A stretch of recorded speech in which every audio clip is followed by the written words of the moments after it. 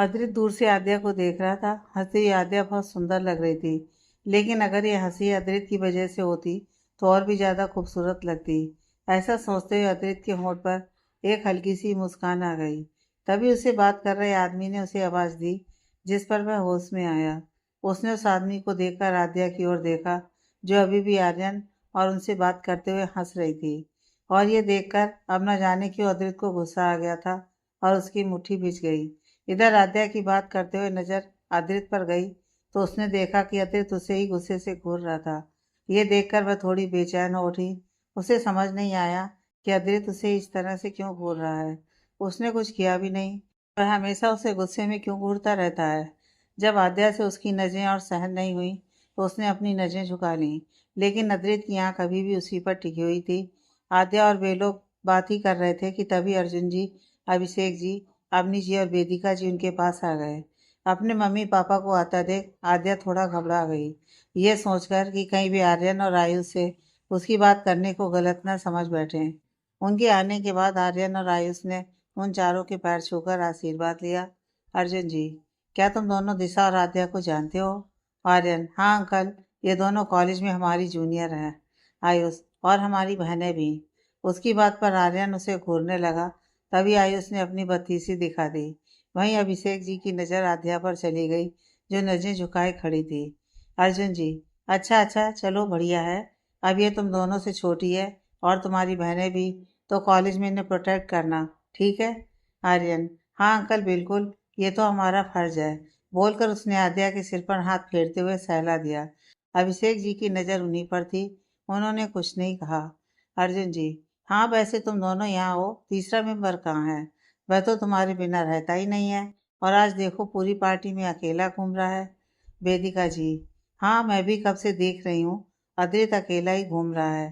तुम तीनों ने झगड़ा तो नहीं किया ना? आर्यन और आयुष ने एक दूसरे की ओर देखा, फिर आर्यन बोला, अरे नहीं आंटी, हमने झगड़ा नहीं किया, बस थोड़ी सी नोकझोंक होती रहती है। आप चिंता मत कीजिए, हम उसे मना लेंगे, है ना आयुष?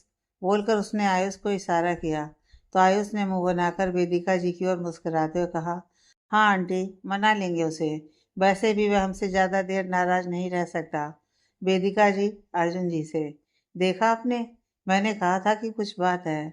कल जब आद्रित को मैंने फ़ोन किया था तभी वह परेशान लग रहा था, लेकिन आप हैं कि मानते ही नहीं।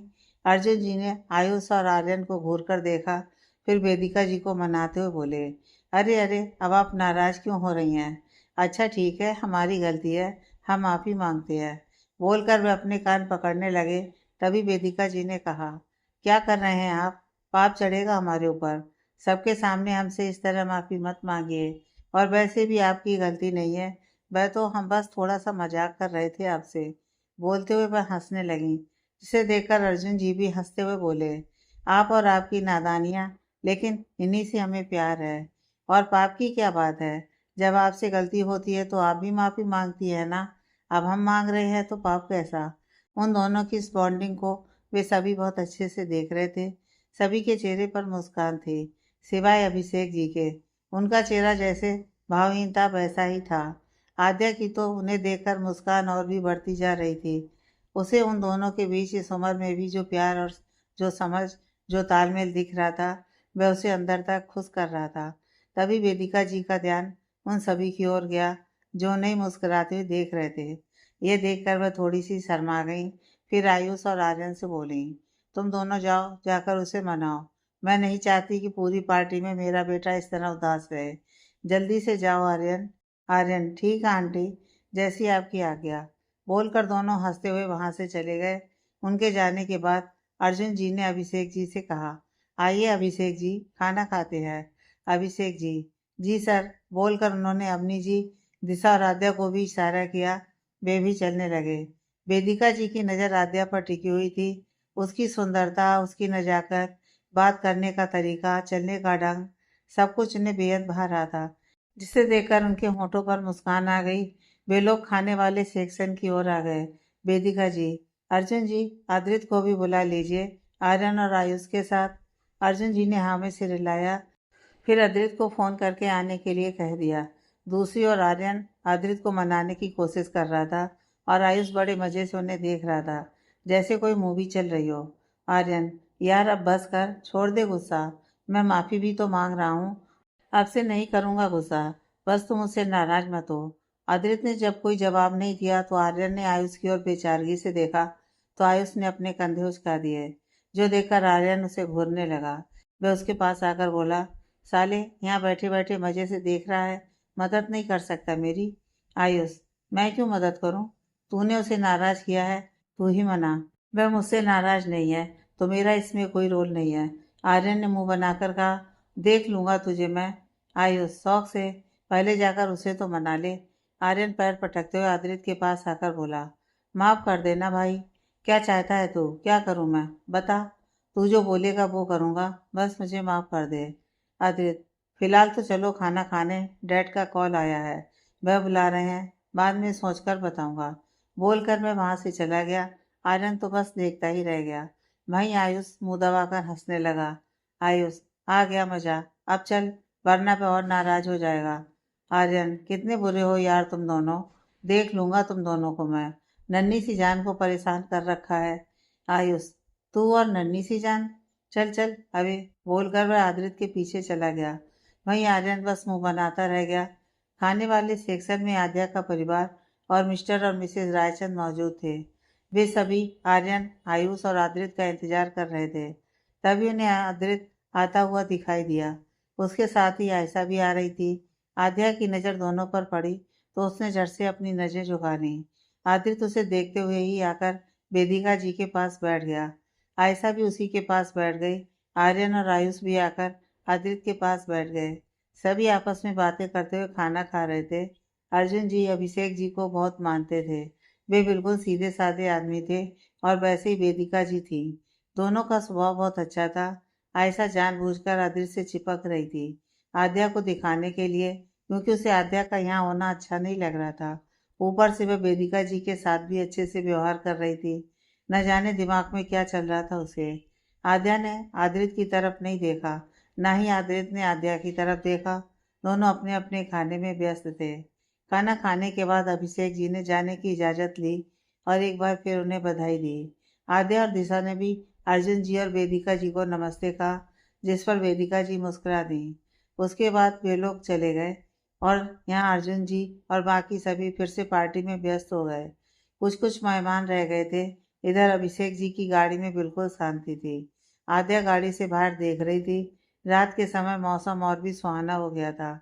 आद्या बाहर देखते हुए आज जो हुआ उसके बारे में सोच रही थी। उसकी आंखें हल्की नम थीं। दिशा तो इतनी थक गई थी कि गाड़ी में ही सो गई। उसने अपना सिर आद्या के कंधे पर टिका कर रखा था। कुछ देर में वे लोग घर पहुंचे। आद्या ने दिशा को उठाया। अवनी जी ने गाड़ी से उतरकर घर के दरवाजे पर जाकर ताला खोला। उसके बाद सभी अंदर आ गए। सब इतने थक गए थे कि सीधे अपने अपने कमरे में चले गए। दिशा तो बहुत मुश्किल से पहुंची कमरे तक। नींद के नशे में झूल रही थी बेचारी। वरना आद्या ने दिशा को जैसे तैसे चेंज करने के लिए भेजा और खुद भी कमरे में ही चेंज करने लगी, क्योंकि नींद उसे भी बहुत आ रही थी और अब वह दिशा के आने का इंतजार नहीं कर सकती थी। कुछ देर बाद दिशा चेंज करके आई। दोनों बेड पर लेट गईं। दिशा को तो लेटते ही नींद आ गई। आद्या ने आंखें बंद की तो उसकी आंखों के सामने आदित्य का चेहरा घूम गया, जिसे याद करते हुए वह नींद में चली गई। अगली सुबह दोनों कॉलेज के लिए तैयार होकर नीचे आईं। आद्या ने पूजा की। उसके बाद पूजा की थाली लेकर अभिषेक जी के पास आई। अभिषेक जी ने आरती ली। उसके बाद आद्या ने दिशा और अवनी जी को आरती दी। वह पूजा की थाली रखकर मंदिर से बाहर आई। तभी अभिषेक जी ने उसे आवाज देकर बुलाया। आद्या उनके पास आई। तब तक अवनी जी और दिशा भी रसोई से बाहर आईं और उन्हें देखने लगी। अभिषेक जी ने उसे देखकर पूछा, वे लड़के कौन थे आद्या बेटा, जो कल पार्टी में आपसे बातें कर रहे थे? उनकी बात सुनकर आद्या ने बहुत ही सीधी आवाज में जवाब दिया, वे हमारे कॉलेज में हमारे सीनियर हैं पापा। अभिषेक जी, इसके अलावा वे आपके क्या लगते हैं? अवनी जी बीच में ही, बताया तो था कल पार्टी में। वह आगे कुछ कहती कि अभिषेक जी ने उन्हें हाथ दिखाकर रोक दिया तो वह चुप हो गई। वहीं दिशा को आद्या के लिए डर लग रहा था कि न जाने वह अभिषेक जी क्या करेंगे आद्या के साथ। वहीं अभिषेक जी आद्या को देख रहे थे। आद्या भी थोड़ा घबरा रही थी। वह सिर झुकाकर खड़ी थी उनके सामने। अभिषेक जी, क्या आपने कोई गलत काम किया है? उनके सवाल पर आद्या ने सिर उठाकर उन्हें देखा और नामे गर्दन हिला दी, जिसे देखकर अभिषेक जी बोले, तो फिर आपने अपना सिर क्यों झुका रखा है हमारे सामने? अगर आपने कुछ गलत नहीं किया है तो सिर उठाकर जवाब दीजिए हमें। यह सुनकर आद्या में थोड़ी हिम्मत आई और वह बोली, पापा, वो हमारे भाई हैं, हमने उन्हें अपना भाई माना है। अभिषेक जी, कैसा महसूस करती हैं आप उनके साथ? आद्या, एक छोटी बहन की तरह, जैसे भी हमारे बड़े भाई हों और हमें हमेशा प्रोटेक्ट करने के लिए हमारे साथ हो। अभिषेक जी, तो आपने ये बात हमें क्यों नहीं बताई? आद्या, पापा वो, अभिषेक जी, मानते हैं कि हमारा स्वभाव थोड़ा कड़क है, लेकिन इसका मतलब यह नहीं है कि हमें आप पर विश्वास नहीं है। हमें आप पर विश्वास है, उससे ज़्यादा हमें खुद पर विश्वास है। जिस तरह कल उस लड़के ने आपके सिर पर हाथ फेरा, वो कोई यूं ही नहीं करता। हमें अच्छा लगा, लेकिन दुख इस बात का हुआ कि आपने हमें इस बारे में नहीं बताया। हमें बाहर से देखने पर इस बारे में पता चला।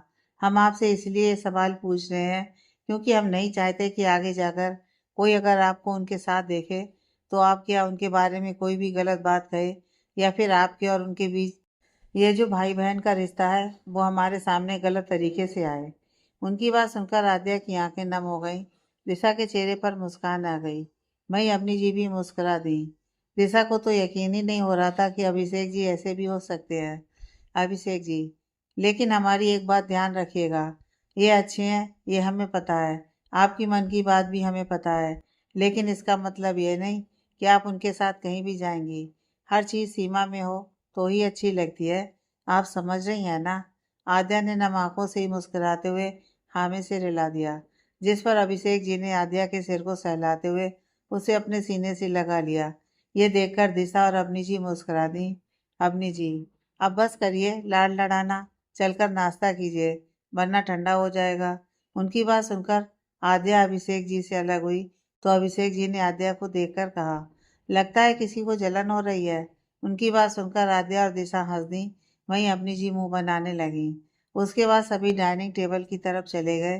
कुछ देर बाद नाश्ता करने के बाद अभिषेक जी ऑफिस के लिए निकल गए और आद्या और दिशा कॉलेज जाने के लिए। कॉलेज पहुंचकर दिशा ने स्कूटी पार्किंग में लगाई, फिर दोनों कॉलेज के अंदर गईं। अंदर जाने पर उन्हें एक जगह भीड़ नजर आई। नोटिस बोर्ड था वहां, जहां सभी लोग भीड़ लगाकर पता नहीं क्या देख रहे थे। उन्हें देखकर आद्या और दिशा ने एक दूसरे की तरफ देखा, फिर सामने देखकर अपने कदम बढ़ा दिए। दिशा, यहाँ क्या हो रहा है यार, इतनी भीड़ क्यों है? आद्या, पता नहीं, देखते हैं। कहते हुए वे लोग वहां पहुंच गए। वहां पहुंचकर दिशा ने एक लड़की से पूछा, एक्सक्यूज मी, यहाँ क्या हो रहा है, इतनी भीड़ क्यों है? लड़की, अरे वो नोटिस बोर्ड पर आज नोटिस लगा है, कॉलेज में कंपटीशन होने जा रहा है डिजाइनिंग का, उसी से रिलेटेड इंफॉर्मेशन है, वही देख रहे हैं। दिशा, ओ चल आद्या, हम भी देखते हैं। बोलकर दिशा ने आद्या का हाथ पकड़ा और भीड़ को साइड करते हुए जाने लगी। तभी प्रिंसिपल की अनाउंसमेंट हुई, जिसे सुनकर सभी शांत हो गए। अनाउंसमेंट कुछ इस तरह की थी, सारे के सारे स्टूडेंट्स अभी के अभी मेन हॉल में जमा हो जाएं। अनाउंसमेंट सुनकर सभी बच्चे धक्का मुक्की करके वहां से जाने लगे।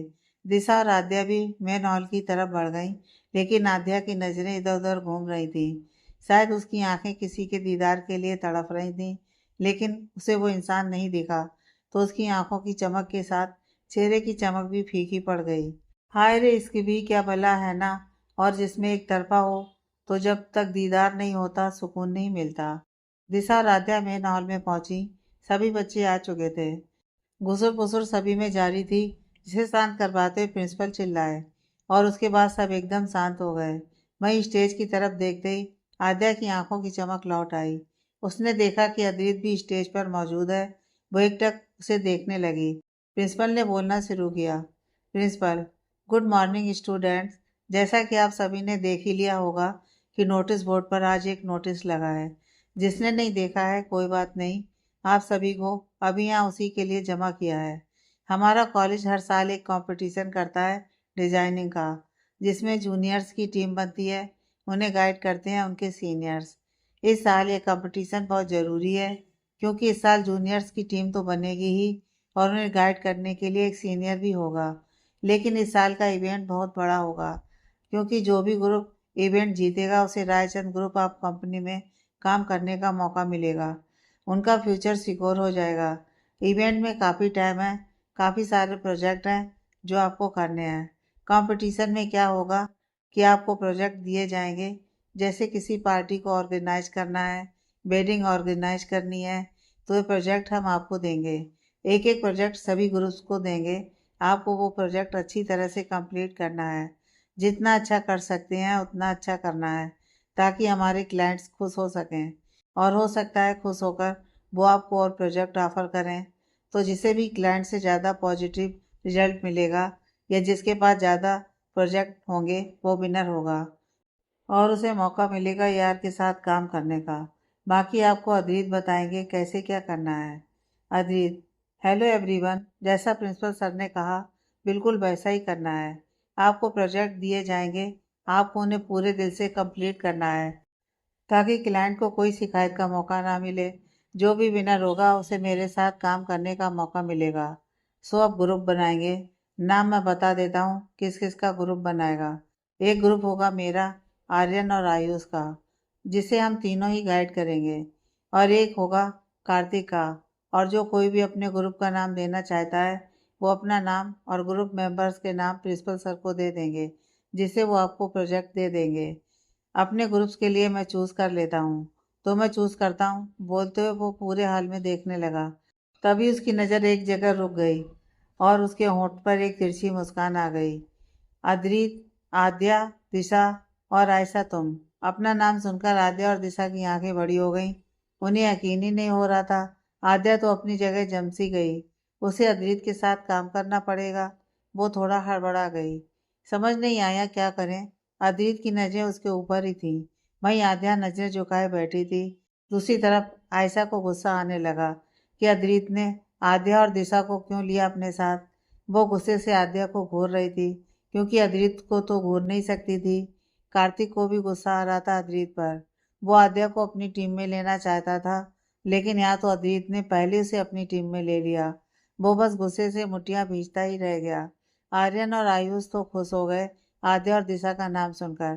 खैर, मजबूर होकर कार्तिक को भी सिलेक्ट करना पड़ा। एक्चुअली कार्तिक भी कम नहीं था। उसके डैड की भी एक बहुत बड़ी कंपनी थी, इवेंट मैनेजमेंट की, जो कि रायचंद की राइवल कंपनी थी। अद्रित सभी को अभी से काम करना शुरू करना है। कुछ देर बाद सभी की ग्रुप मीटिंग होगी। उसमें प्रोजेक्ट आपके सीनियर को दे दिए जाएंगे, जिसके बारे में आप लोगों को डिस्कस करना है और फिर अपना प्रोजेक्ट शुरू करना है। All the best. ये आप लोगों के लिए एक बेस्ट अपॉर्चुनिटी है। बोलकर वो साइड हट गया। सभी ने उसके लिए तालियां बजाईं। Principal: all the best students. मुझे यकीन है कि आप लोग बहुत अच्छा करेंगे। फिलहाल आप लोग अपनी अपनी क्लासेस में जाइए। कुछ देर में आपके सीनियर्स आपके पास आ जाएंगे। उनकी बात सुनकर सभी धीरे धीरे हॉल से जाने लगे, सिवाय कार्तिक, आर्यन, आयुष और अद्रित के। हॉल में बाहर आकर दिशा: यार आद्या, ये हम कहाँ फंस गए। मतलब एक तरफ अच्छा भी तो एक तरफ उस खड़ूस को झेलना पड़ेगा। उसकी बात पर आद्या ने उसे घूर कर देखा तो दिशा ने कहा: अब तू क्यों घूर रही है मुझे? मैंने उसे खड़ूस कहा इसलिए। आद्या: किसी को भी बिना जाने कुछ भी कहना नहीं चाहिए। दिशा: यार तू ना पता नहीं किस मिट्टी की बनी है। उसने तुझे कितना सुनाया, इतना परेशान किया, उसके बाद भी तू मुझे उससे कुछ भी कहने के लिए घूर रही है। हद है। आद्या: हमारा वो मतलब नहीं था। तुम भी जानती हो कि हम कैसे हैं। ऐसे ही बिना किसी को जाने राय नहीं बनाते हैं। दिशा: हाँ ठीक है, लेकिन अब मुझे समझ नहीं आ रहा कि मैं खुश हूँ या गुस्सा। आद्या: और ऐसा क्यों लग रहा है तुम्हें? दिशा: उस खड़ूस मतलब अद्रीत की वजह से, और फिर वो लड़ाकू भी है उस ग्रुप में। आद्या: तुम उनके बारे में सोच ही क्यों रही हो? तुम ये सोचो ना कि हमें कितनी बड़ी अपॉर्चुनिटी मिली है, जिससे हम अपने सपने पूरे कर सकते हैं। हमें सिर्फ अपने काम पर ध्यान देना है, बाकी लोगों से क्या मतलब हमें। दिशा: हाँ बात तो तेरी सही है। चल ठीक है, इसी खुशी में कुछ मीठा खाते हैं कैंटीन में। आद्या: तुम्हारा कुछ नहीं हो सकता। अभी बच्चों की तरह मुंह फुला रही थी और अब मीठा खाने की इच्छा हो रही है, कहते हुए हंसने लगी। दिशा: हाँ तो क्या हुआ, अब उनके चक्कर में मैं अपना मीठा छोड़ दूँ? ना, अब चल ना। आद्या: हाँ बाबा चलो, कहते हुए दोनों वहां से कैंटीन की तरफ चली गईं। अद्रित ने आद्या को अपनी टीम में ले लिया। उसके बाद सभी बच्चे हॉल से निकल गए और वहां प्रिंसिपल के साथ अद्रित, आर्यन, आयुष और कार्तिक रह गए। कार्तिक तो गुस्से से अद्रित को घूर रहा था। आखिर उसने आद्या को अपनी टीम में जो ले लिया था। वहीं अद्रित को कोई फर्क नहीं पड़ रहा था। इधर दिशा और आद्या कैंटीन में बैठकर मजे से खा रही थी, लेकिन आद्या का ध्यान कहीं और था। उसे इस बात की चिंता हो रही थी कि अद्रित के साथ वो काम कैसे करेगी, लेकिन करना तो पड़ेगा, फायदा भी तो है ना उससे। वो लोग अभी बैठे ही थे, तभी वहाँ आर्यन, आयुष और अद्रित आ गए। उसके साथ आयशा भी थी। वो लोग आकर उनके पास बैठ गए। अद्रित आद्या के पास बैठा तो आद्या हड़बड़ाते हुए उससे थोड़ा दूर हो गई, जो देखकर अद्रित ने उसकी तरफ देखा और अपनी मुट्ठी कसकर सामने देखने लगा। दिशा, हो गई तुम दोनों की मीटिंग? आयुष, हाँ। दिशा, फिर क्या प्रोजेक्ट मिला है हमें? अद्रित, एक सिंगर का कॉन्सर्ट प्लान करना है। दिशा, ओह, कब है कॉन्सर्ट? आर्यन, सब कुछ यहीं पूछ लोगी क्या? दिशा, तो तुम्हें क्या प्रॉब्लम है? आयुष, एक्चुअली कॉलेज में डिस्कस नहीं कर सकते, कहीं बाहर चलते हैं। यहाँ कॉलेज में किसी ने हमारा प्लान सुन लिया तो? क्योंकि सभी को उस कॉन्सर्ट को प्लान करना है, लेकिन जिसने अच्छा प्लान किया होगा, जिसका आइडिया सबको जिससे अच्छा लगेगा, उसे ज़्यादा मार्क्स मिलेंगे। दिशा, ओह अच्छा, तो कहाँ चलें? अद्रित, मेरे घर। अद्रित की बात सुनकर अब तक चुप बैठी आद्या अचानक से बोली। नहीं। उसके इस तरह बोलने से सब उसे देखने लगे, जिस पर वो थोड़ी झेप गई और उसने अपनी नज़रें झुकाते हुए कहा, वो हमारा मतलब, हम नहीं जा सकते आपके घर। अद्रित को उसकी इस बात पर बहुत गुस्सा आया। उसे लगा कि आद्या सिर्फ उसकी वजह से उसके घर नहीं जा रही। अद्रित, और क्यों नहीं जा सकती आप मोहतरमा? वजह जान सकता हूँ मैं? हालांकि ये कहते हुए उसे गुस्सा तो बहुत आ रहा था, लेकिन वो कंट्रोल करके बैठा था खुद को। उसके सवाल पर आद्या ने उसकी तरफ देखा, लेकिन कोई जवाब नहीं दिया, जिससे अद्रित को और गुस्सा आने लगा। तभी दिशा ने उन दोनों को देखते हुए कहा, वो आद्या के पापा थोड़े स्ट्रिक्ट हैं, उसे जाने नहीं देंगे आपके घर। अंकल को नहीं पसंद कि आद्या किसी भी लड़के से बात करे या उनके घर जाए।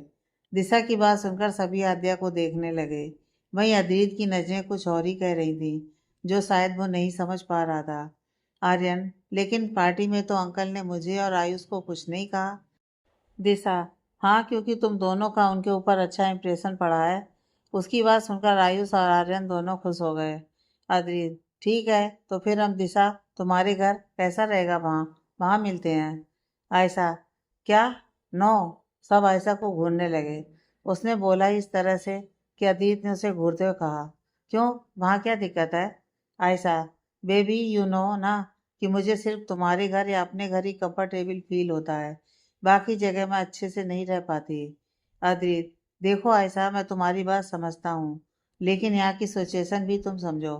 आद्या सिर्फ दिशा के घर आ जा सकती है, इसके अलावा आई डोंट थिंक कहीं उसे जाने की परमिशन है। ऐसे में हम हमारा प्रोजेक्ट कैसे डिस्कस करेंगे? दिशा, मेरे पास एक आइडिया है। आयुष, क्या? दिशा, क्यों ना अभी हम सब पहले किसी कैफे में चलें और वहाँ चलकर बात करें, उसके बाद आराम से डिस्कस करेंगे कि कहाँ जाना है। आयुष, हाँ, बात तो सही है। हम यहीं बैठे बैठे कब सारा प्लान उगल देंगे, पता ही नहीं चलेगा। चलो फिर कैफे में चलते हैं। अदित, नहीं, मेरे होटल चलते हैं। आर्यन, हाँ, ये भी ठीक है। उसके बाद सभी वहां से उठकर बाहर चले गए। दिशा और आद्या एक साथ जा रही थी। वहीं अदित की नजरें आद्या के ऊपर थीं। वो उसे देखते हुए ही आगे बढ़ रहा था। उसकी बगल में उसका हाथ पकड़ते हुए आयशा चल रही थी। सभी पार्किंग में आए। उसके बाद आयशा, आर्यन, आयुष और अद्रित अद्रित की कार में बैठकर वहां से होटल के लिए निकल गए। उनके पीछे ही दिशा की स्कूटी उन्हें फॉलो कर रही थी। कुछ देर बाद उनकी कार होटल के सामने आकर रुकी। यह रायचंद का दूसरा होटल था। इसे भी अदित ने डिजाइन किया था। वो लोग एंट्रेंस से अंदर आए तो मैनेजर भागता हुआ अद्रित को देखकर उसके पास आया। अद्रित ने उससे एक प्राइवेट रूम की की ली और साथ चलने को कहा, और वहां से सभी के साथ लिफ्ट की तरफ बढ़ गया। आद्या को लिफ्ट में जाते हुए थोड़ी सी घबराहट होती है, इसलिए उसने कसके दिशा का हाथ पकड़ लिया। अद्रित की नज़र उसी पर थी, इसलिए उसे भी उसकी घबराहट के बारे में पता चला। वो लोग जल्दी ही अपने फ्लोर पर पहुंच चुके थे। लिफ्ट से निकलकर वो लोग एक रूम के सामने आकर रुके। मैनेजर ने रूम खोला और उन्हें अंदर जाने के लिए कहा। सभी अंदर आकर सोफे पर ही पसर गए। आर्यन, चलो भाई, अब बताओ कैसे क्या करना है? लेकिन उसके साथ कुछ खाने के लिए भी मंगवा लो, बहुत भूख लगी है। दिशा उसे देखकर मुंह बनाते हुए, भूखड़। आर्यन, क्या कुछ कहा तुमने?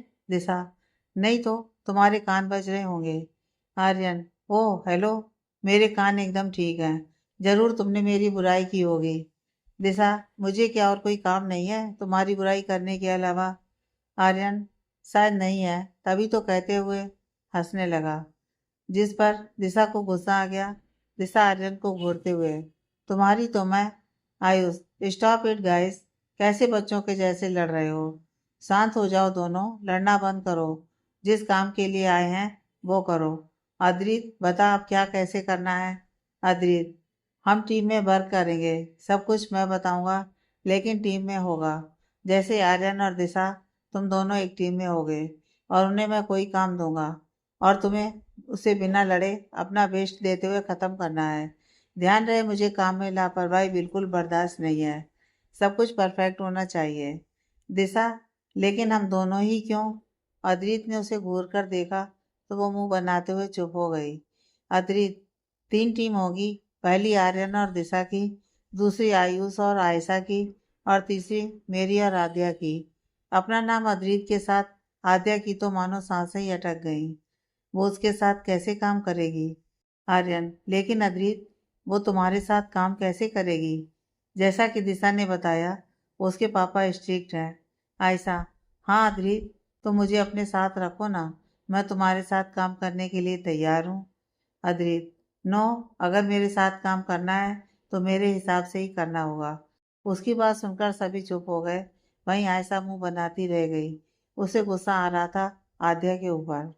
सब लोग होटल रूम में थे और प्रोजेक्ट डिस्कस कर रहे थे। आदित्य ने आद्या को अपने साथ काम करने के लिए कहा, जिस पर आर्यन के दिमाग में खिचड़ी पकने लगी। उसका दिमाग अलग ही डायरेक्शन में जाने लगा।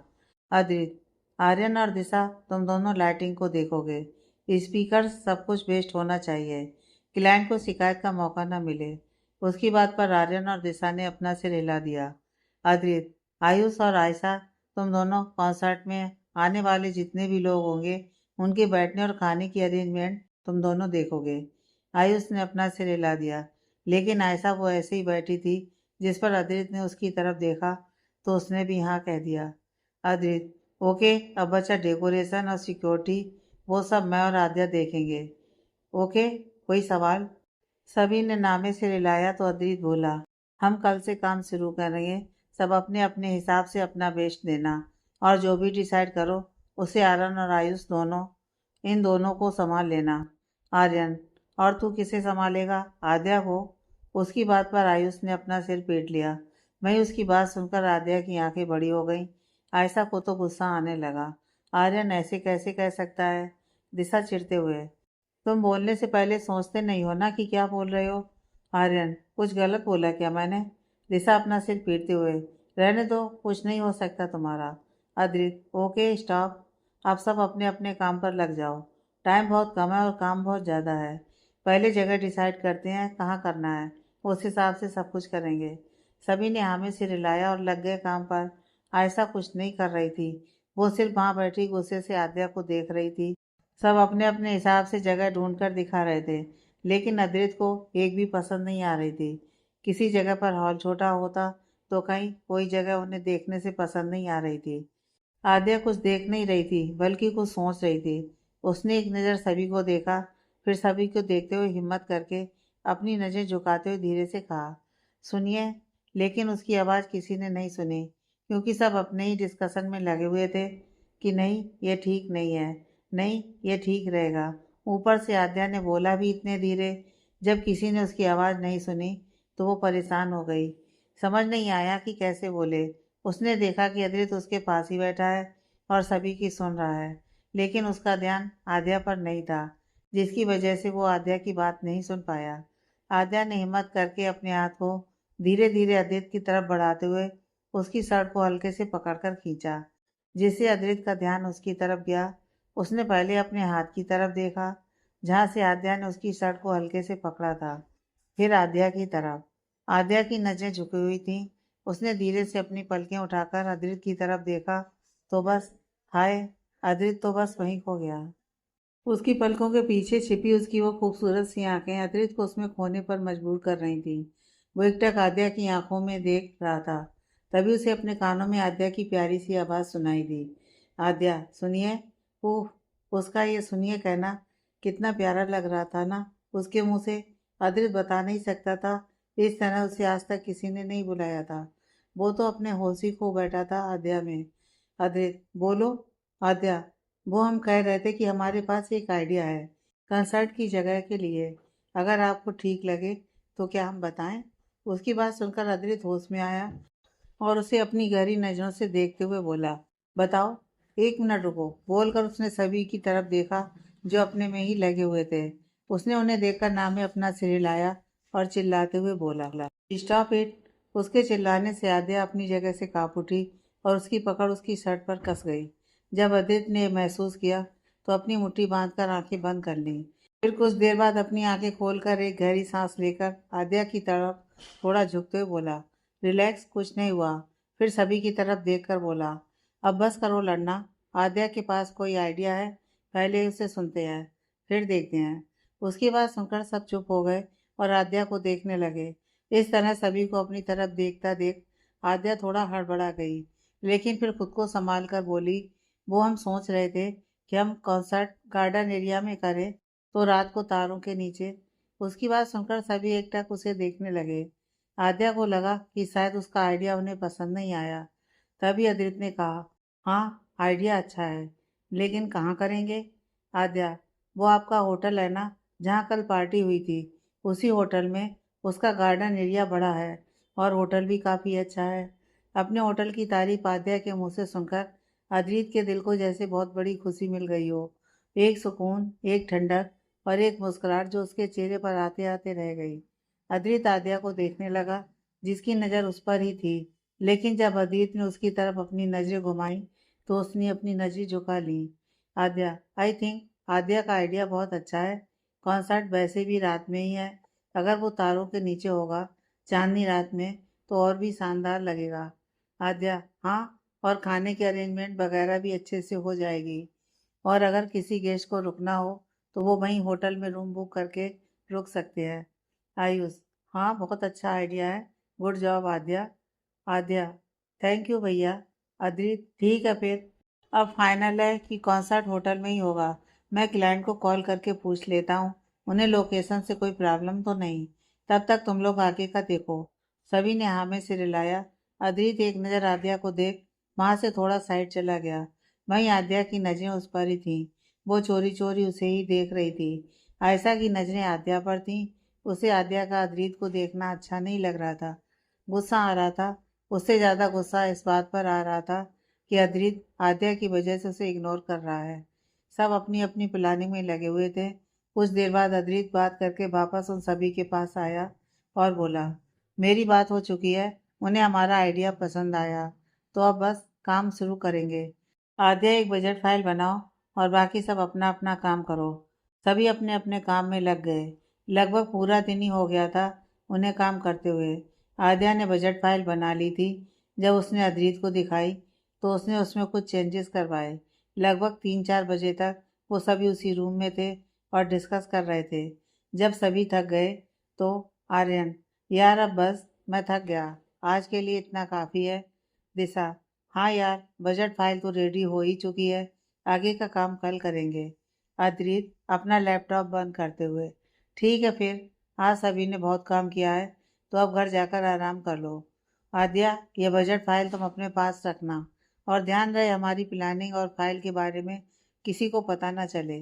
Go it. सभी ने हाँ में से रिलाया। उसके बाद सभी वहाँ से निकलकर अपने अपने घर के लिए निकल गए। आद्या का मन आज ना जाने क्यों बहुत खुश था। शायद वो अभी भी अद्रित को अपने करीब महसूस कर रही थी। उसके होंठों पर एक बेहद प्यारी सी मुस्कान थी। कुछ देर बाद उसका घर आया तो दिशा ने स्कूटी रोकी। आद्या उतरकर उसे बाय और ध्यान से जाने का बोलकर घर के अंदर चली गई। अंदर आकर देखा तो पड़ोस की कुछ आंटियां आई थी। अम्मी जी उन्हीं से बात कर रही थी। आद्या उन्हें देखकर धीरे से चलकर उनके पास आई। उसने सभी आंटियों को नमस्ते किया तो सभी उसे देखकर मुस्कुराई। अम्मी जी, आद्या आ गई तुम बेटा, आज लेट हो गई बेटा। आद्या, हाँ मम्मा, वो आज कॉलेज में एक प्रोजेक्ट मिला है तो उसी के सिलसिले में देर हो गई। अवनी जी, अच्छा कोई बात नहीं, चलो तुम फ्रेश हो जाओ। आद्या सिर हिलाकर ऊपर की तरफ बढ़ गई। तभी उसके कानों में एक आंटी की आवाज़ पड़ी और उसके कदम रुक गए। वो आंटी अवनी जी से कुछ कह रही थी। आंटी, भाभी जी, आद्या को ज़्यादा बाहर घूमने मत दिया कीजिए। आजकल का ज़माना खराब है। लड़कियां कब हाथ से निकल जाएं, कुछ पता नहीं चलता। अवनी जी को उनकी बात पसंद नहीं आई, इसलिए वो बोली, बहन जी, हमें हमारी आद्या पर पूरा विश्वास है। उसे सिर्फ अपनी पढ़ाई से मतलब है और किसी चीज़ से नहीं। आंटी, विश्वास करना अच्छी बात है, लेकिन आंख बंद कर लेना नहीं।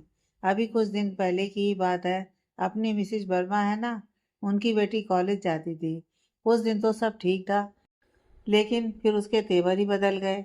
दूसरी औरत, है क्यों, ऐसा क्या हुआ? आंटी, अरे उनकी बेटी कुछ दिन से कॉलेज से लेट घर आने लगी। पूछने पर कहती थी कि कॉलेज में प्रोजेक्ट मिला है, जबकि प्रोजेक्ट का बहाना बनाकर वो किसी लड़के से मिलने जाती थी। अवनी जी, क्या सच में?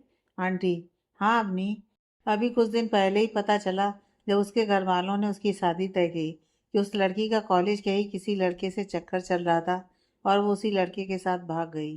साथ में गहने और पैसे भी ले गई। एक और औरत, हे भगवान, आजकल के बच्चे भी ना, माँ बाप की कितनी बदनामी होगी, इसका उन्हें कोई ख्याल नहीं, बस अपनी मन की करनी है। अवनी जी उनकी बात सुनकर परेशान हो गई। आद्या भी उनकी बातें सुनकर बहुत परेशान हो गई। वो जल्दी से ऊपर चली गई। वो अपने कमरे में आई और बेड पर बैठ गई। उसके कानों में उन आंटियों की बातें गूंज रही थीं, जो उसे परेशान कर रही थीं। तभी उसकी आंखों के सामने एक चेहरा घूमने लगा और वो उसे देखकर और ज़्यादा परेशान हो गई। तभी उसकी नज़र अपनी अलमारी की तरफ गई। वो उठी और जाकर अलमारी खोली और उसमें से अपनी डायरी निकाली। वो उसे लेकर अपनी स्टडी टेबल पर आकर बैठ गई। उसने उसे खोला और हर एक शब्द पढ़ने लगी। पढ़ते हुए उसकी आंखों से आंसू टपक रहे थे। वो उन शब्दों पर अपने हाथ फेरने लगी।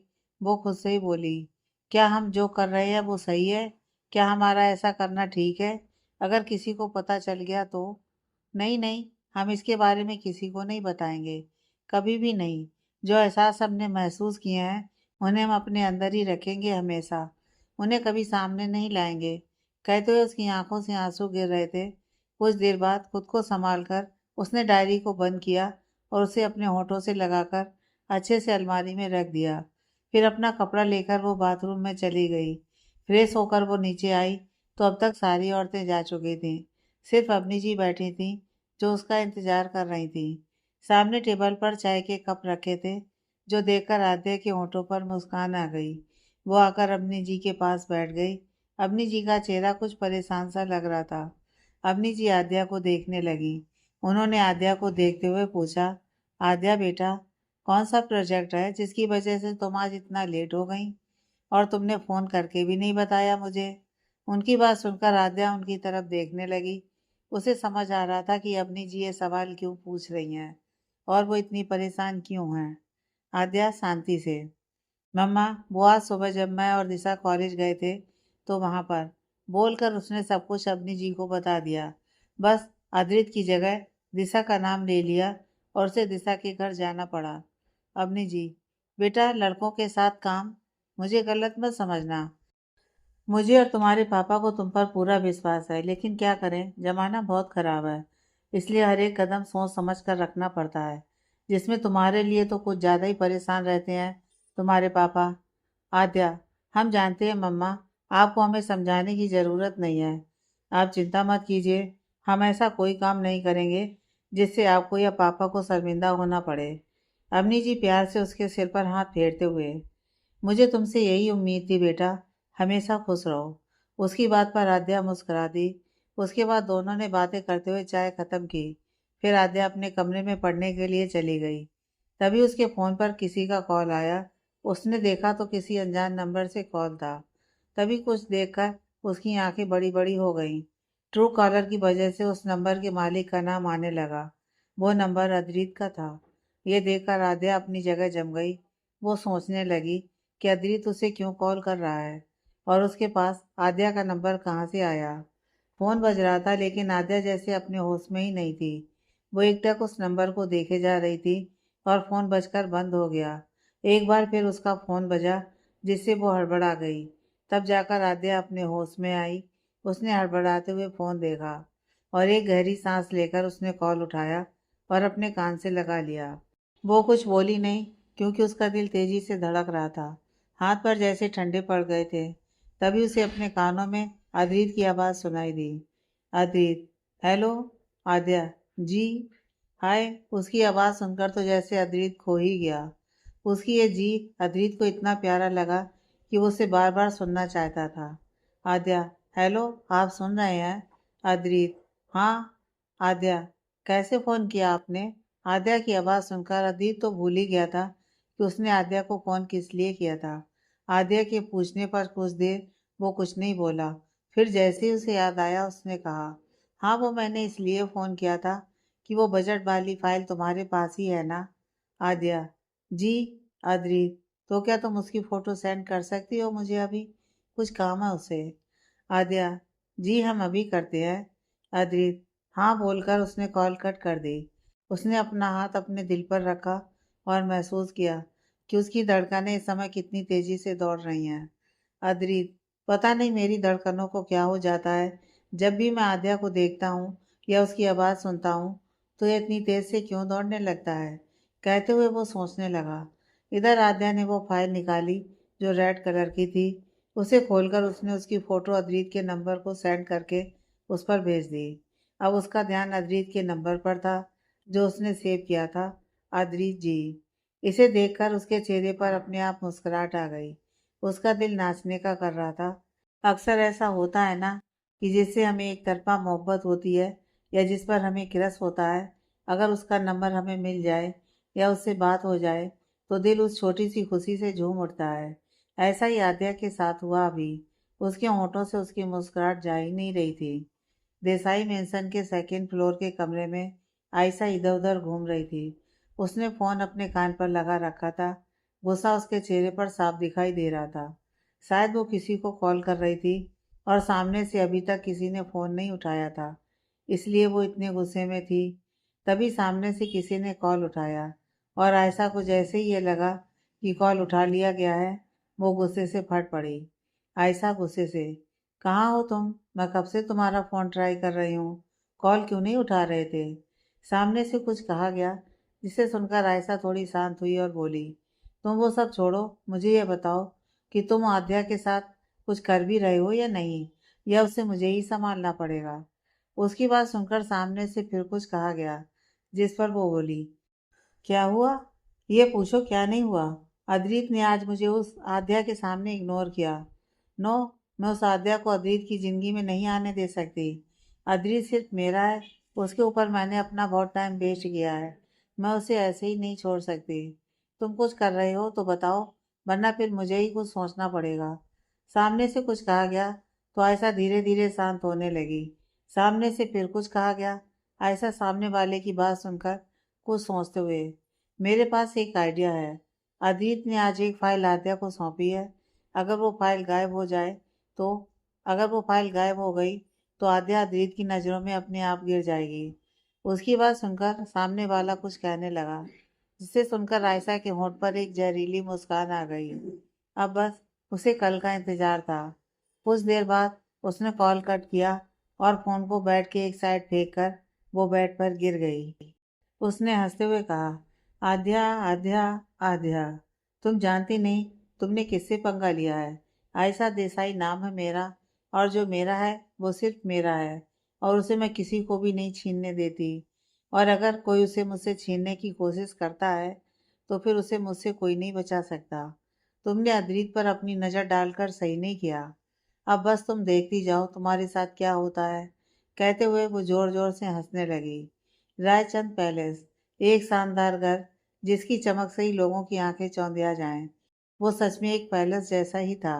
आसपास खूबसूरत गार्डन, हरे भरे पौधे और वहीं बीचों बीच फाउंटेन। उसी घर के अंदर हॉल में एक साइड लगी डाइनिंग टेबल पर 3 लोग बैठे डिनर कर रहे थे और सर्वेंट उन सभी को सर्व कर रहे थे। वेदिका जी, वैसे अभिषेक जी की बेटी हमें बहुत पसंद आई। बहुत ही प्यारी बच्ची है। उसे देख कर ना एक सुकून सा महसूस हुआ हमें। अर्जुन जी, हाँ, हमें भी वो बहुत पसंद आई। उसे देखकर हमें आपकी याद आ गई। जब हमने आपको पहली बार देखा था तब आप भी ऐसी ही थी, इतनी ही शांत, सौम्य और समझदार। उनकी बात सुनकर वेदिका जी मुस्कुरा दी। अपने मॉम डैड के मुंह से आद्या की तारीफ सुनकर न जाने अद्रित के दिल में हलचल होने लगी। वेदिका जी, वैसे अद्रित, तुम जानते होगे ना उसे, वो आपके ही तो कॉलेज में है। अद्रित, हाँ। वेदिका जी, क्या हाँ? सही से जवाब तो दो। वैसे तुम जानते हो तो कभी घर लेकर आओ उसे, उससे वापस मिलने का दिल कर रहा है। वेदिका जी की बात पर अद्रित उन्हें देखने लगा, जबकि अर्जुन जी मुस्कुराने लगे। अद्रित, मॉम, अभी कॉलेज में प्रोजेक्ट चल रहा है और वो मेरे साथ ही काम कर रही है, लेकिन सॉरी, मैं उसे घर नहीं ला पाऊंगा क्योंकि उसके पापा को नहीं पसंद कि वो किसी लड़के के घर जाए। अर्जुन जी, हाँ ये तो है। अभिषेक जी का स्वभाव थोड़ा सख्त है इन मामलों में। वेदिका जी, लेकिन ये तो गलत है ना, आजकल इस तरह की रोक टोक कौन करता है।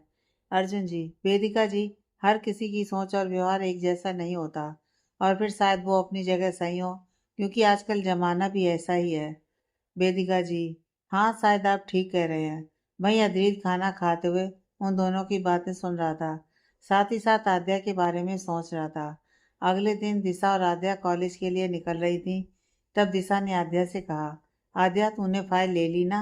आद्या अपना सिर पीटते हुए, हम तो भूल ही गए, कल रात अद्रित जी को फोटो भेजने के चक्कर में हमने उसे बैग में रखा ही नहीं। तू रुक, हम लेकर आते हैं, टेबल पर ही होगी। दिशा ने आमे से रिलाया। आद्या जल्दी से घर के अंदर गई। अम्मी जी ने उसे वापस आते देखा तो पूछा, आद्या बेटा क्या हुआ, वापस क्यों आ गई? आद्या, मम्मा वो हम अपनी बहुत ज़रूरी फाइल भूल गए, बस वही लेने आए हैं। अम्मी जी, अच्छा ठीक है। आद्या वहाँ से अपने कमरे में गई तो उसे फाइल टेबल पर ही रखी मिली। उसने उसे उठाया और अपने बैग में रखकर जल्दी से नीचे आई और फिर अम्मी जी को बाय बोलकर दिशा के पास आई। दिशा ने उसे हेलमेट दिया तो आद्या ने उसे पहना और फिर दिशा के पीछे बैठ गई। दिशा ने स्कूटी स्टार्ट की और कॉलेज की तरफ घुमा दी। कुछ देर बाद आद्या और दिशा कॉलेज पहुंची। दिशा ने आद्या से कहा, आद्या तू चल, मैं इसे पार्किंग में लगा कर आती हूँ। आद्या, ठीक है, हम कैंटीन में हैं, तुम वहीं आ जाना। दिशा ने हाँ में सिर हिलाया। आद्या वहाँ से कॉलेज के अंदर चली गई। वो आकर कैंटीन में बैठ गई। अभी कैंटीन एकदम खाली था क्योंकि वो लोग थोड़ा जल्दी आ गए थे। अद्रित ने सभी को जल्दी बुलाया था। उसका कहना था कि वो लोग पहले कॉलेज में मिलेंगे, उसके बाद सोचेंगे कि कहाँ चलना है। इस समय कैंटीन खाली था तो आद्या अपने बैग को एक चेयर पर रखकर ऑर्डर देने चली गई। उसके पीछे से कोई उसकी टेबल के पास आया और उसने उसके बैग से फाइल को निकाल लिया और वहाँ से चला गया। एक लड़की कुछ ही दूरी पर खड़ी आयशा के पास गई। आयशा ने उसे देखकर कहा, क्या हुआ, काम हुआ? लड़की ने मुस्कुराते हुए कहा, हाँ ये लो जो तुम्हें चाहिए था। बोलकर उसने अपने हाथ में मौजूद फाइल आयशा को थमा दी। आयशा उस फाइल को देखकर मुस्कुराने लगी।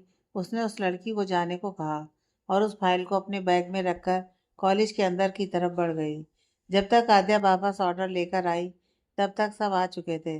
आद्या उन्हें देखकर उनके पास आ गई। अद्रित की नज़र आद्या पर गई और वो उसे देखने लगा।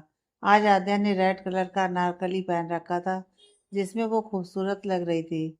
आर्यन की आवाज़ से वो अपने होश में आई और उसने आद्या से अपनी नजरें हटा लीं। आर्यन, थैंक यू आद्या, जो तुमने हमारे लिए भी ऑर्डर कर दिया। इस अदीत ने सुबह सुबह इतनी जल्दी बुला लिया कि नाश्ता तक नहीं कर पाया मैं। आयुष, तू क्या, मैं भी नहीं कर पाया? आद्या, कोई बात नहीं, हमें पता था इतनी सुबह आप लोग नाश्ता करके नहीं आ पाएंगे। बोलकर वो वहीं बैठ गई। अद्रित आर्यन से, चलो ये खाओ, उसके बाद तू और दिशा जाकर लोकेशन देख लेना। आयुष, तुम भी चले जाना और गार्डन एरिया देखकर सब कुछ देख आना। उसकी बात पर तीनों ने हाँ में सिर हिलाया और फिर खाने लगे। अद्रित आद्या से, आद्या मुझे वो फाइल देना। आद्या, जी। बोलकर वो अपने बैग से फाइल निकालने लगी, लेकिन उसे बैग में फाइल मिली ही नहीं। फाइल न मिलने पर वो परेशान हो गई। वो अपने बैग को अच्छे से 2-3 बार चेक करने लगी, लेकिन उसे वो फाइल कहीं नहीं मिली। अद्रित, क्या हुआ, दो ना फाइल? आद्या ने डरते हुए अपनी नम आंखों से अद्रित को देखा और कहा, वो फाइल फाइल नहीं मिल रही। उसकी बात सुनकर अद्रित की आंखें बड़ी हो गईं और वो अचानक से आद्या पर चिल्लाते हुए उठ खड़ा हुआ। व्हाट? नहीं मिल रही का क्या मतलब है? तुम फाइल अपने साथ लेकर आई थी या नहीं? अद्रित को इस तरह देखकर और आद्या की बात सुनकर वो तीनों भी अपनी चेयर से उठ खड़े हुए। आद्या, लाए थे हमने अपने बैग में ही रखी थी, लेकिन अब मिल नहीं रही है। अद्रित गुस्से से उसकी बाजू कसकर पकड़ते हुए। What the hell? तुम इतनी लापरवाह कैसे हो सकती हो? तुम्हें पता है अगर वो फाइल किसी के हाथ लग गई तो क्या हो सकता है? हमारी मेहनत बर्बाद हो जाएगी। उसमें सिर्फ बजट नहीं था, बल्कि हमारी पूरी प्लानिंग थी। आयुष, अद्रित शांत हो जा। यहीं कहीं होगी फाइल। हो सकता है कि आद्या उसे घर पर भूल आई हो।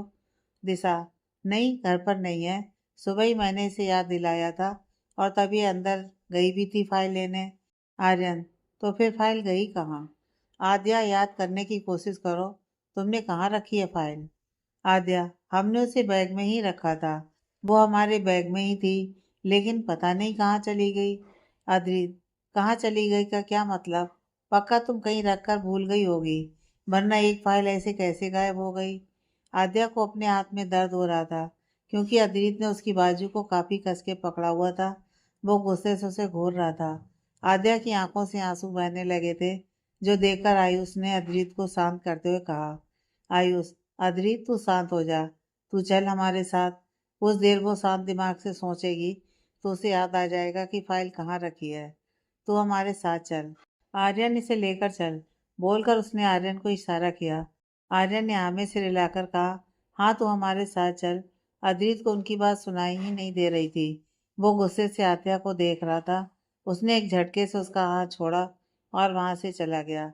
आर्यन, दिशा से, तुम आद्या का ध्यान रखो, हम आते हैं, बोलकर आयुष के साथ अद्रित के पीछे चला गया। वहीं अद्रित के इस तरह झटके से हाथ छोड़ने से आद्या के हाथ में दर्द होने लगा और उसके आंसू तेजी से बहने लगे। दिशा ने आकर आद्या को संभाला। आयशा, जो कुछ दूरी पर खड़ी ये तमाशा देख रही थी, उसके होंठों पर डेविल स्माइल आ गई। वो आद्या को देखते हुए बोली, ये तो कुछ भी नहीं है आद्या, आगे आगे देखो होता है क्या। अद्रित की नज़रों में तुम्हें इतना गिरा दूंगी ना कि वो तुम्हारी तरफ देखना भी पसंद नहीं करेगा। दिशा आद्या को चुप करवा रही थी। उसकी बाजू पर अद्रित की उंगलियों के निशान चढ़ चुके थे, जो उसकी फुल स्लीव्स की वजह से दिख नहीं रहे थे, लेकिन उसे वहां दर्द बहुत हो रहा था। दिशा, शांत हो जा आद्या, वो भी अपनी जगह गलत नहीं है।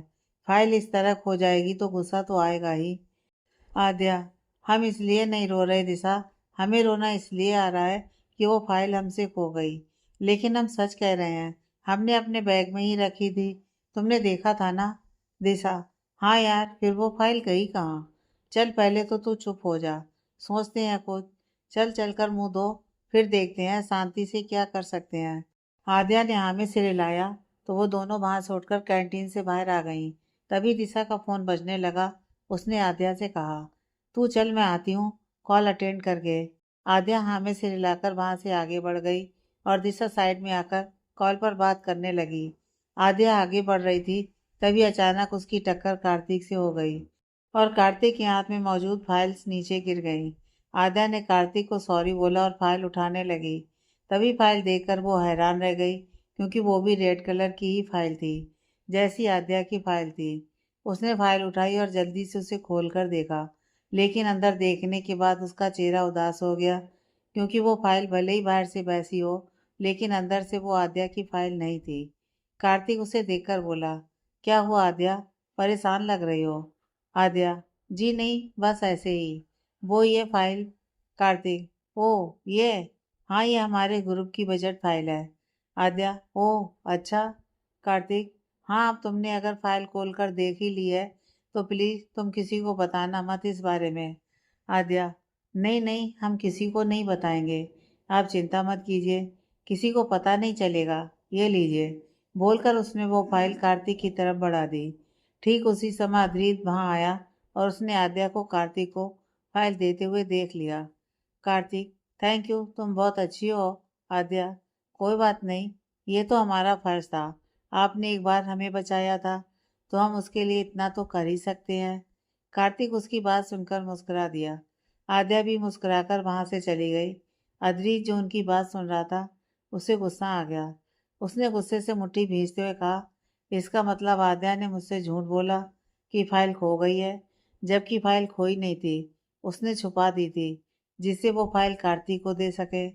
तभी उसके दिमाग में एक सवाल आया कि आखिर आद्या ने ऐसा किया क्यों, और सवाल के साथ ही उसके दिमाग ने उसे जवाब भी दे दिया। क्योंकि कार्तिक ने उसकी मदद की थी, इसलिए उसने भी उसकी मदद की। वो अभी खुद से ही सवाल जवाब कर रहा था जब उसने देखा कि कार्तिक के पास एक लड़का आया, जिसे देखकर वो उनकी बातें सुनने लगा। लड़का: क्या बात है भाई, आद्या से क्या बात कर रहा था तू? कार्तिक: अरे कुछ नहीं, वो ये फाइल देने आई थी। लड़का: फाइल? कौन सी फाइल? किस चीज की फाइल है ये? कार्तिक: यह अद्रीत के ग्रुप की बजट फाइल है। लड़का: तो आद्या तुझे ये क्यों देने आई थी? कार्तिक उसके कंधे पर हाथ रखकर: अरे यार, वो मुझे पसंद करती है और मैंने उससे सिर्फ एक हेल्प मांगी, तो उसके लिए ही उसने मुझे ये फाइल देकर मेरी मदद कर दी। लड़का: क्या आद्या तुझे पसंद करती है? लेकिन वो ऐसी लगती तो नहीं है, और उसने अद्रीत के ग्रुप की फाइल तुझे क्यों दी? वो अपने ग्रुप को क्या जवाब देगी अब?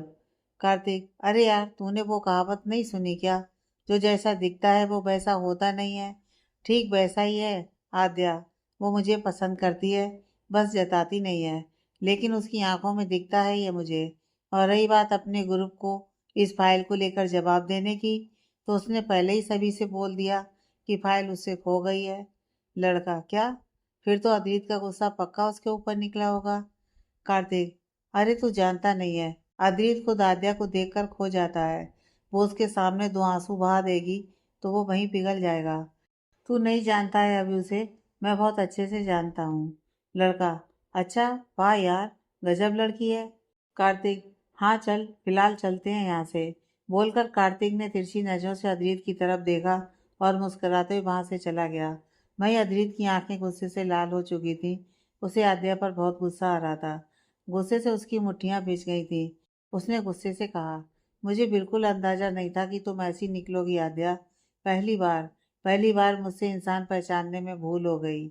लेकिन अब नहीं, अब मैं और गलती नहीं करूँगा। बहुत शौक है ना तुम्हें लोगों को बेवकूफ़ बनाने का, झूठ बोलने का। तुम्हारा यह धोखा मैं कभी नहीं भूलूंगा, ना ही तुम्हें भूलने दूंगा।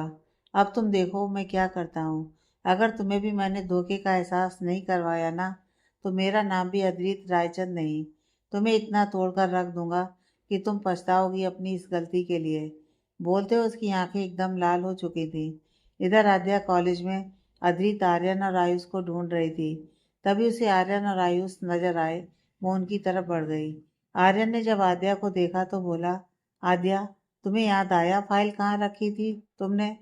तभी अद्रित भी वहीं उनके पास आ गया और आर्यन के सवाल पर आद्या को घूरने लगा। आद्या उदास सा मुंह बनाकर: नहीं, हमें याद नहीं आया। हमें अच्छे से पता है कि हमने सुबह वो फाइल अपने बैग में ही रखी थी, लेकिन पता नहीं अचानक से कहाँ चली गई। उसकी बात पर आर्यन और आयुष भी उदास हो गए। वहीं अद्रित उसे देख रहा था। उसकी नज़र उसके चेहरे पर थी। वो उसे देखते हुए मन ही मन बोला: कितना मासूम और भोला चेहरा है तुम्हारा। कोई कैसे धोखा ना खाए तुम्हारी बातों से। तुम्हें देखकर लगता ही नहीं कि तुम ऐसा कुछ कर सकती हो। लेकिन मैं जानता हूँ, और अच्छा हुआ जो मुझे तुम्हारे बारे में पहले ही पता चल गया। आयुष: अब क्या करें अद्रित? अद्रित: चिल आयुष, हमारी फाइल खोई है, हमारा दिमाग नहीं। हम फिर से सब कुछ प्लान कर लेंगे, और इस बार सब कुछ मैं अपने पास रखूंगा। आर्यन: बिल्कुल सही कहा तूने अद्रित, हम फिर से शुरू करेंगे। वैसे भी एक ही दिन हुआ है अभी तो। वहीं आद्या अद्रित की बात सुनकर उदास हो गई। वो अपनी नम हुई आंखों से अद्रित को देखने लगी। अद्रित को पता था आद्या उसे देख रही है।